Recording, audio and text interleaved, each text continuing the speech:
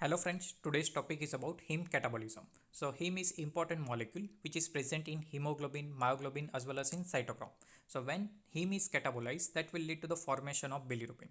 This bilirubin have no known function or it is considered a waste product. So this bilirubin will be conjugated and finally excreted. So this heme is directly related with the bilirubin formation, and this bilirubin is most important for biochemistry point of view to understand jaundice. That is the clinical application of the bilirubin. So in detail of both heme catabolism as well as bilirubin metabolism that we will look. So simple heme that is predominantly present in hemoglobin. So heme plus globin chain that is making hemoglobin and which is found inside the red blood cell. Now this red blood cell have a lifespan of about 120 days.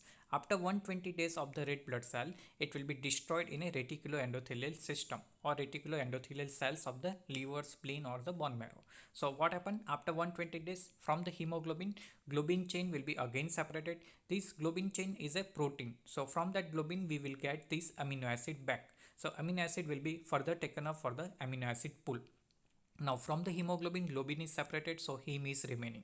Now heme, that is a one kind of a tetrapyrrole ring structure. Now this ring will be open up with the help of particular enzyme heme oxygenase, and to open this ring, this NADPH and cytochrome C is needed. At present you have to remember this heme is this tetrapyrrole ring structure that will be broken down or it will be open up, and that will be making particularly biliverdin. But before biliverdin, you have to remember that heme is containing one particular mineral, that is iron. So when this ring is open up, iron will be separated and that will be reutilized. So body always try to conserve the iron, that already we have discussed in a topic of iron. So body will always try to conserve to prevent the loss of the iron. This iron will be reutilized, so mostly this iron will be directly attached over the transferrin molecule. So iron will be stored over the transferrin or it will be utilized for further reaction. But again, one more thing you have to remember, whenever the free hemoglobin, that free hemoglobin is also able to excrete out, same way free heme molecule that is also able to excrete out of the out in the urine. So body will also try to conserve this hemoglobin as well as heme. So that is possible with the attachment of hemoglobin with the haptoglobin. This one is a bigger molecule. Same way heme will attach over the hemopaxin. This one is also bigger molecule. So they will not excrete it out in the urine. So body will always try to conserve iron. So that also you have to keep in mind when you are learning this heme catabolism. So heme finally converted into the biliverdin, that is greenish color pigment. From the biliverdin further it will be converted into the bilirubin, and that is also a one type of a yellowish color pigment. So these biliverdin and bilirubin are considered as a bile pigment. Now further one more thing you have to remember, these bile pigment are considered as a waste product. So biliverdin and bilirubin both are considered as a waste product, no known function of for the bile pigment. So you have to keep in mind these are the bile pigment. One more thing, that is bile salt. So bile salt is totally different thing, and that is generated from the cholesterol, but bile pigment they are generated from the hemoglobin, that you have to keep in mind. So excess production of this bile pigment, or there is a decreased excretion of this bile pigment, and that is leading to the jaundice. So for the further metabolism of bilirubin, the liver is the center part of the metabolism. So you have to remember that liver is the main role or main organ for the bilirubin metabolism. So in detail of this further bilirubin metabolism that we will look, and that will be also easy, make it easy to understand jaundice, which is a clinical significance related to the bilirubin. Now heme that is open up, that ring will be open of the heme. So and that is possible with the help of heme oxygenase enzyme. So when this ring of the heme is open up, this iron will be liberated and that will be conserved with the help of transferrin. Further, this heme oxygenase system, that is also called a microsomal enzyme system. Basically this reaction will occur in the microsome. Here that cytochrome C is needed for the regeneration of NADPH. One most important thing for this reaction you have to remember, this one is the only reaction which is generating carbon monoxide. So rest of the reaction in our body or whatever the catabolic or metabolism is there, mostly carbon dioxide is generated, but only this reaction that is called heme oxygenase, which is present in microsomal enzyme system, and that is producing carbon monoxide. So carbon monoxide is generated with the help of heme oxygenase. So sometime it can be asked in the exam, which reaction liberating carbon monoxide. So it is considered microsomal enzyme system which is present in microsome. So cytochrome C is basically needed to regenerate NADPH. Further, how this carbon monoxide is generated? So in a structure of heme, already we have discussed that particular four bridges are there, and that is alpha, beta, gamma and delta, and that four bridges are the methynyl bridges, and this methynyl bridges that is containing CH group, and this CH group that will be broken down in between ring number 1 and 2. Between ring 1 and 2 there is a particular alpha bridge is there, alpha methynyl bridge, and that will be broken down and that will be converted into the carbon monoxide, and that will be liberated in this heme oxygenase system. So this ion will be separated, ring is open up, so there is a linear structure is there, and this linear structure that is considered as biliverdin. Now this biliverdin will be further metabolized with the help of enzyme biliverdin reductase. So biliverdin reductase, what happen? Nothing but NADPH will donating 2 hydrogen and it is converting into NADP plus. So finally bilirubin molecule is generated. Now here structure of bilirubin also we will look, so that will make easier. So biliverdin and bilirubin are quite similar. What is the difference? Bilirubin having a 2 hydrogen molecule between ring 3 and 4. So instead of these 2 hydrogen lacking in the biliverdin, which is greenish color, but bilirubin that is yellowish color due to presence of that 2 hydrogen between these pyrrole ring 3 and 4. So both are the linear pyrrole structure, biliverdin and bilirubin, but bilirubin containing 2 hydrogen extra more than this biliverdin. So further you have to remember that bilirubin which is produced, but this bilirubin production is mostly occurring in reticuloendothelial cells. They are called as the liver, spleen and bone marrow. So further this metabolism is occurring over the bilirubin, but at present you have to remember this bilirubin is formed inside the liver, spleen and bone marrow, and this biliverdin reductase reaction that is cytoplasmic. Heme oxygenase that is microsomal enzyme system, biliverdin reductase that is cytosolic reaction, means that will occur in the cytoplasm. In general, overall 6 gram of hemoglobin that is broken down per day, and from that 250 milligram of bilirubin is generated. Not only from the hemoglobin, from other particular protein like myoglobin, cytochrome P, as well as other protein which are containing this heme molecule, they will also form about 50 milligram of the bilirubin. So in general about 300 milligram of bilirubin is generated per day, and out of that 380% means majority are due to the breakdown of the old RBC, means after 120 days RBC is broken down, and that is the main portion of the bilirubin formation. Further you have to remember one more thing, that bilirubin is present in the mammals, while in the birds this biliverdin is there. Biliverdin is not further converted into the bilirubin. So you have to remember that in birds that is a biliverdin, but in our body that is bilirubin formation. Now already we have said that this structure of biliverdin which does not containing this hydrogen between this pyrrole ring structure 3 and 4, but bilirubin that is containing 2 hydrogen. So this reaction is occurring in the cytosol. Now further what happen, this bilirubin will be converted or conjugated. So this conjugation process will occur in the liver endoplasmic reticulum. So first we will understand this bilirubin is further conjugated with the help of this conjugation process. So what happens, simple, this bilirubin formation that is occurring in the cytosol. So but this bilirubin which is formed in the reticuloendothelial system, that is liver, spleen and bone marrow. So if it is in the liver, then there is no problem, there no need to shifting or transportation of the bilirubin. But suppose that bilirubin form in a spleen and bone marrow, then it need to be transport up to the liver, because further conjugation process will occur only inside the liver. So that liver will further process about the conjugation. So what happened, this bilirubin which is called as a hydrophobic molecule, means it is water insoluble, so it will not solubilize in the blood. So that need a one transporter molecule, and that is albumin. So albumin transport this bilirubin, and it is said that one molecule of albumin that will transport 2 molecule of the bilirubin. Now out of these 2 molecule of bilirubin, one is tightly bound and one is loosely bound. So when this albumin reach up to the liver, what happen, over the sinusoidal surface of the cell, this one particular bilirubin that will be taken up, and this taking of this bilirubin process that is called a facilitated transport mechanism. And bilirubin liver have a large capacity to absorb large number of the bilirubin molecule.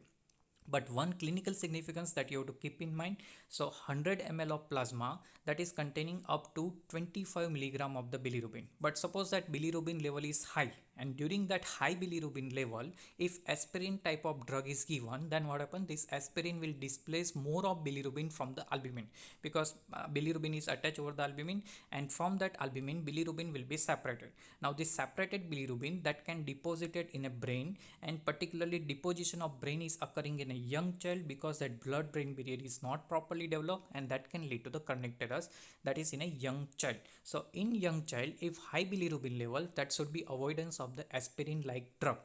So that importance, clinical importance, that already we have discussed in albumin also, but you have to keep in mind about this transportation of the bilirubin.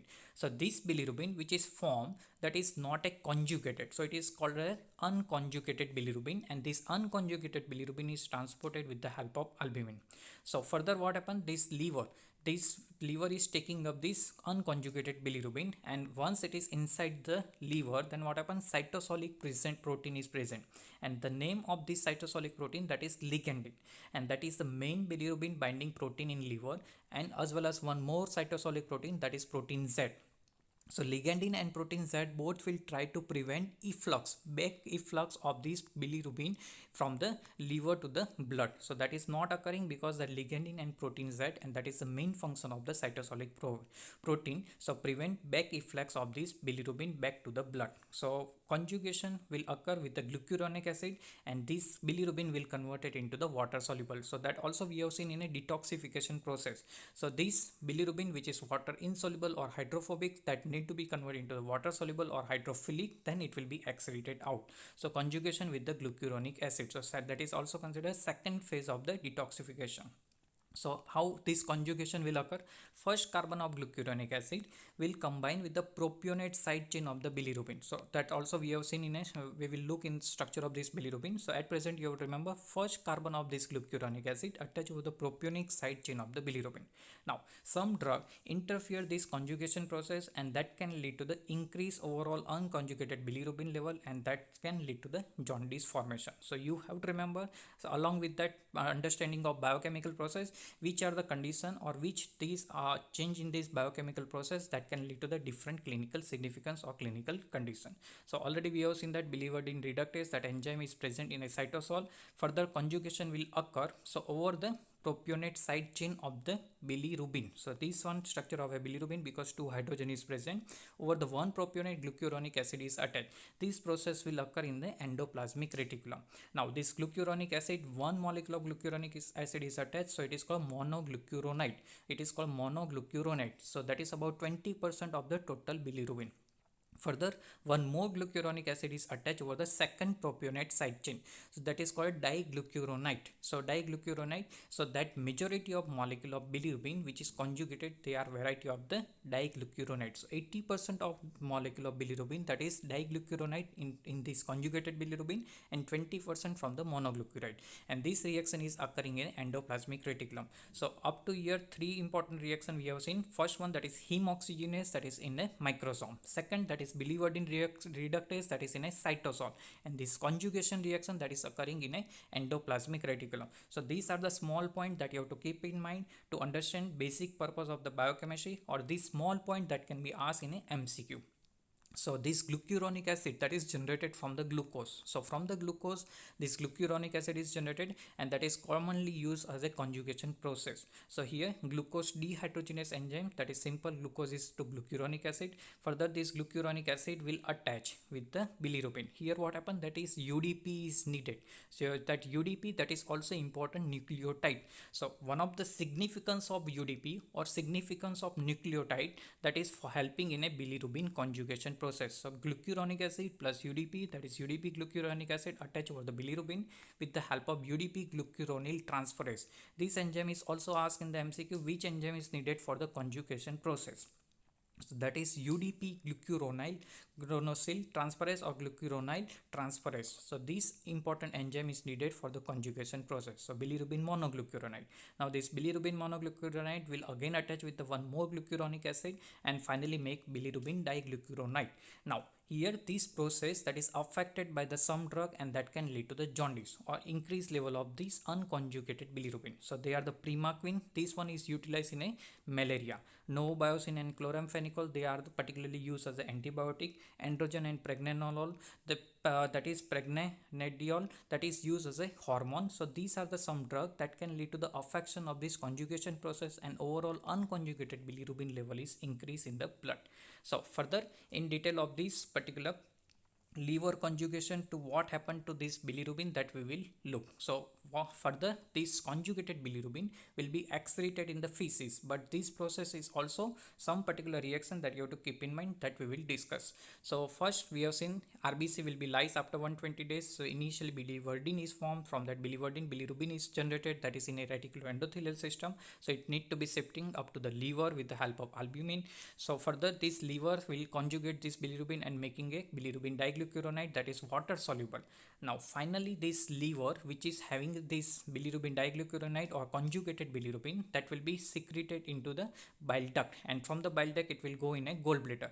But this bile duct secretion process, that is called active transport mechanism. So that energy is needed for the shifting of this bilirubin or conjugated bilirubin, which is present in liver, to shift to the bile duct. So excretion into bile, that is active process, and that is mediated by ATP binding cassette protein, that is called MRP2, that is called multi-drug resistance protein 2. And this ATP binding cassette, that is also called the MOAT. MOAT means multi-specific organic anion transporter, which is located at the plasma membrane of the biliary canaliculi. And this one is called a rate limiting step. So this taking of this bilirubin inside the liver, that is facilitated transport mechanism, and that is liver has a large capacity to accept large number of bilirubin, but this excretion of bilirubin from liver to the bile duct, that is active transport mechanism. So that two difference that you have to keep in mind.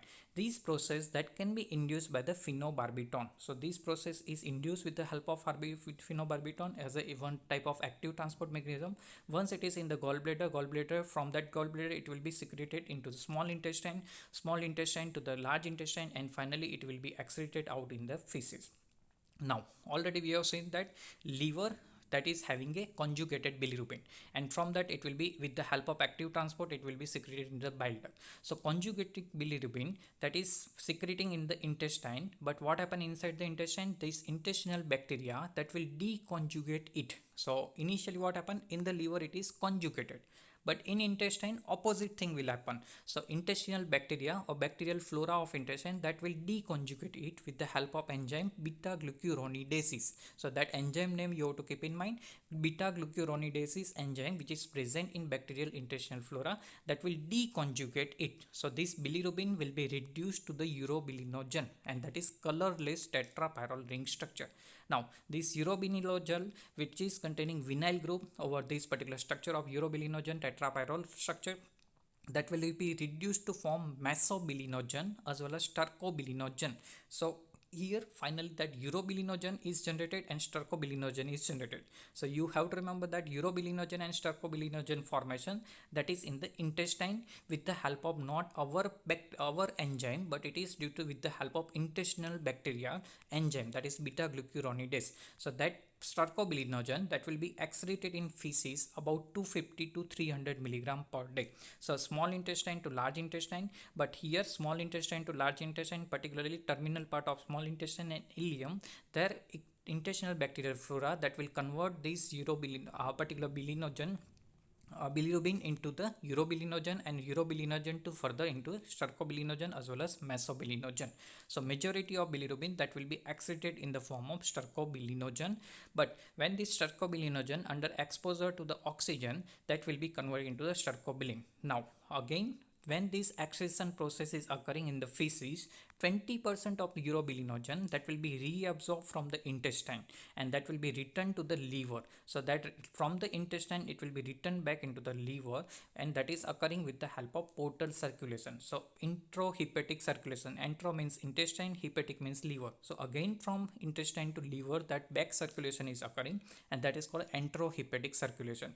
So again once it is enter inside the liver, again will be secreted in the bile duct. So that again reaccession will occur, but during this transportation to the portal vein, what happen, this portal circulation from some of the blood that will be go into the renal system. Renal system means it will be filtered in the kidney. So some urobilinogen from blood, that will be, when it is filtered in the kidney, that will be excreted in the urine, and that is just less than 4 milligram per day. So some of the urobilinogen, only a trace amount of urobilinogen, that is also found in the urine.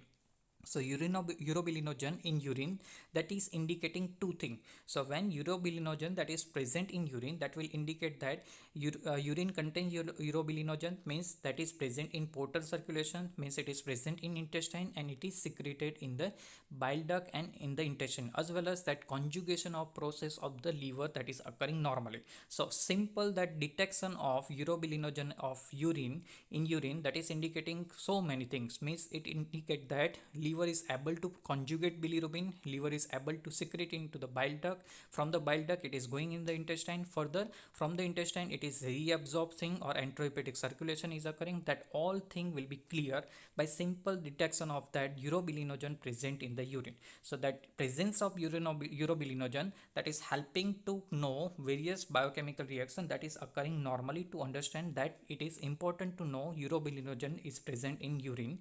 So that is indicating so many things, and that is the clarity of the biochemistry. If you know how exactly biochemistry is working, so simple one hint, that is solving so many questions about the clinical condition of the patient. Further, what happened? Bilirubin diglucuronide, which is present in the liver, that is secreted in the bile duct. So from the bile duct it is going in a small intestine, large intestine. Mostly majority is excreted in the form of stercobilinogen, which is converted to stercobilin, but only trace amount, only 20% of that will be go back into the enterohepatic circulation, and out of that 20, a small portion that is filtered in the kidney, and from that filtration urobilinogen to conversion into the urobilin, which is present in the urine. So both urobilinogen and stercobilinogen, they are the colorless, but atmospheric oxidation make this colored urobilin and stercobilin. So basically urobilinogen, that is 44 hydrogen, stercobilinogen 48 hydrogen, and from that urobilin, that is 42 hydrogen, and stercobilinogen, that is 46 hydrogen molecule is generated, and they are the colored border. Now further, what happened? Color of feces, that is also giving some importance. So color of feces, that is mostly due to presence of this color compound like urobilin and stercobilin, but sometimes black or green color of stool is detected, and that is mainly due to decreased intestinal bacteria or due to prolonged antibiotic. What happens if suppose prolonged antibiotic therapy is given, that will destroy the bacteria in the intestine. So overall intestinal bacterial flora is destroyed, and that is leading to not conversion of bilirubin into the urobilinogen or stercobilinogen, but back to that bilirubin to biliverdin formation is observed, and that will giving this black or green color of the stool. So bilirubin, that is not reduced but reconvert into the biliverdin by reoxidation process, and that is generally occurring, and that is leading to the black or green color stool in the child. So green color stool of the child, that is indicating decrease intestinal bacterial flora, and it may be indicator of a prolonged antibiotic therapy. So that is about the significance of particular stool. So that's all about particular heme catabolism and bilirubin metabolism, which include formation, conjugation, and excretion of the bilirubin.